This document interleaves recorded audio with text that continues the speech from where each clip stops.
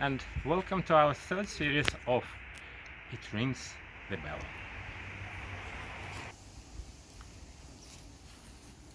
Today we'll speak about moving the kettlebell from the low level to the level up.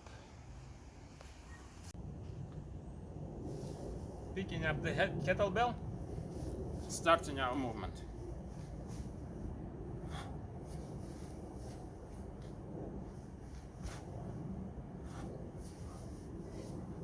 This is the first way, which is called long cycle jerk. Second way is snatch.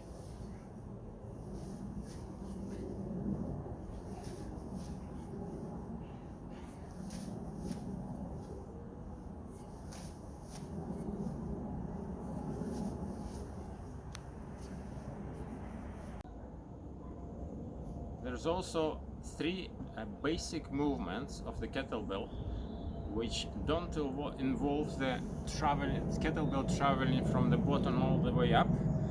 They just go from the middle of your body all the way up.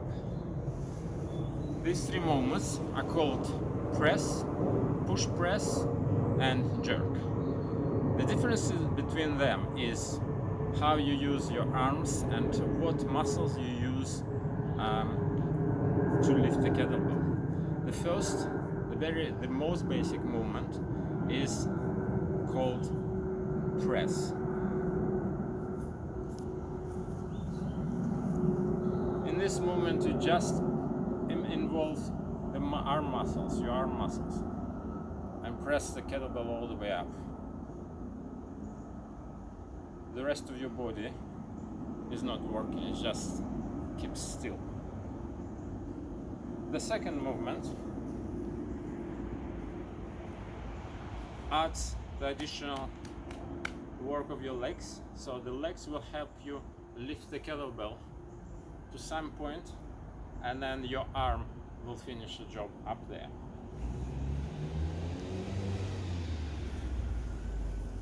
This is called push press. So our legs are working now and our arms are working. The third and the main way of moving the kettlebell up, lifting the kettlebell up, is called jerk. It's used in the competitions because it's least energy consuming method and it allows you to do it for a long time. So what you're trying to do, you're trying to use the strongest muscles of your body, your legs, and you're trying to minimize the use of your arms. Your arms are just supporting the kettlebells on top, but they are not trying to lift the kettlebell. And this is technically quite an advanced movement because it involves diving, so basically sitting up, using your legs like in a push press, and then diving underneath the kettlebell and trying to put the straight arm. So basically this is how it works. So I am using the push press up to here, and in this position I'm not trying to push the kettlebell with my arm. I'd rather dive underneath the kettlebell on my straight arm and then use my legs to lift it up eventually. So have a look.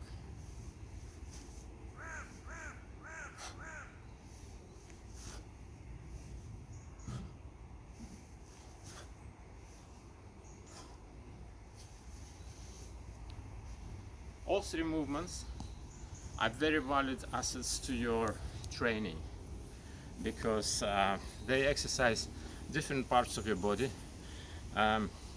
Press is actually exercising your arm really heavily, and the jerk is building your functional strength because you can last a long time with very heavy weights. Before looking into the details of these upper movements, such as press, push press, jerk and snatch, we need to realize that there is a very crucial position called rack position. This position gives us a middle way of either going up with our kettlebell or going down.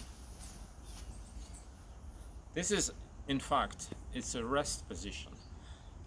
If we are doing a long session with the kettlebell, the correct rack position allows us to rest for a very long time if we need to.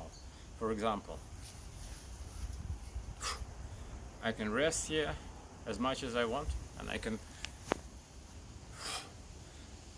employ my up movement and then rest again. And if I need to go up, I'm resting again on my rack position. So this position should be very comfortable, and we should be able to establish a good balance with our body. So if you can see, my elbow is resting at this level. Some people can rest it on this bone. Some people can just find another place, but in fact the kettlebell weight is actually going all the way along the body and basically pressing onto my elbow, and it's pressing onto my body. So I'm completely relaxed. Nothing, you see, my fingers are relaxed, my arm is relaxed, and everything is relaxed, and I'm resting here.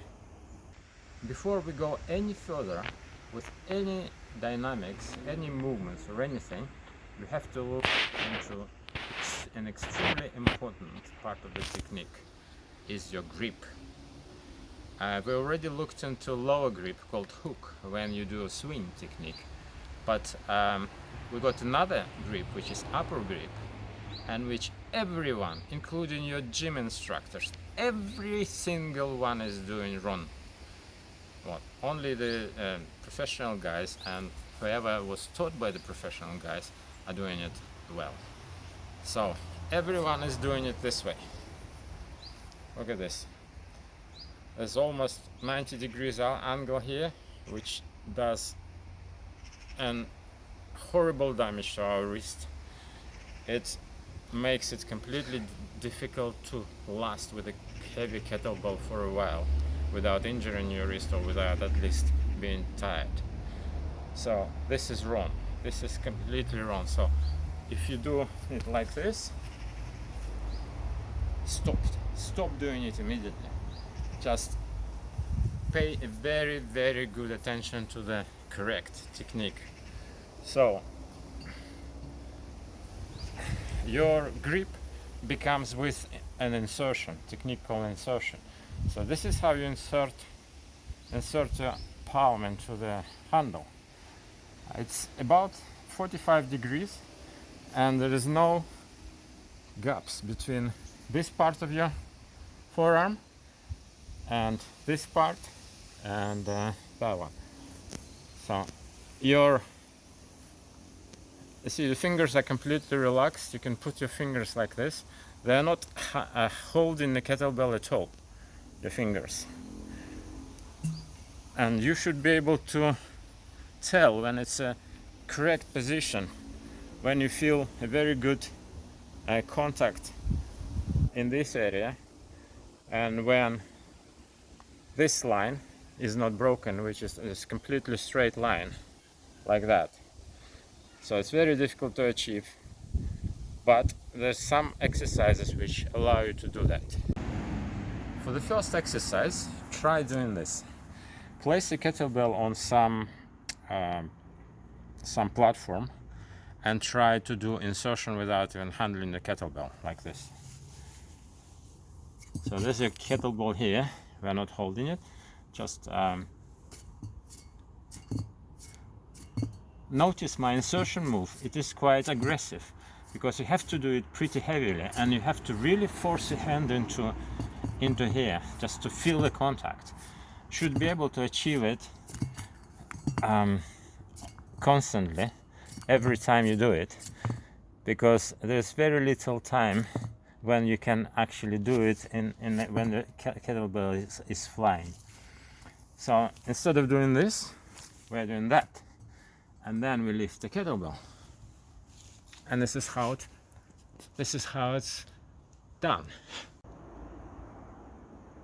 Once you mastered the first exercise, you're ready to do another one. Take a very light kettlebell. This one is 8 kilos, and try doing this dynamically from the swing position. First,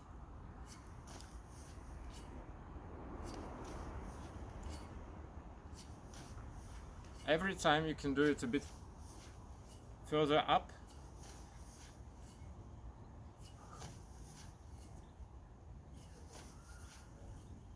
and eventually, yeah. Once again.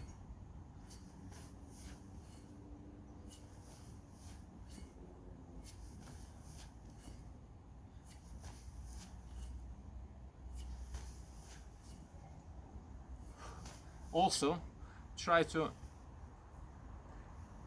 do the grip into your rack position, like that. Every time check if it's correct. So if you moved it to something in between, like this, try to correct it and feel the proper grip. For example, this is correct, this is not. You can also use the left hand or the other hand to actually help with the insertion. Hold it, insert it, and rack position. Hold it, insert, and place in the rack position, which is a very good way of doing it. Remember, you have to be quite aggressive. If you're not quick enough, you won't be able to insert. Okay, I think now you have enough things to practice and to learn until the next episode.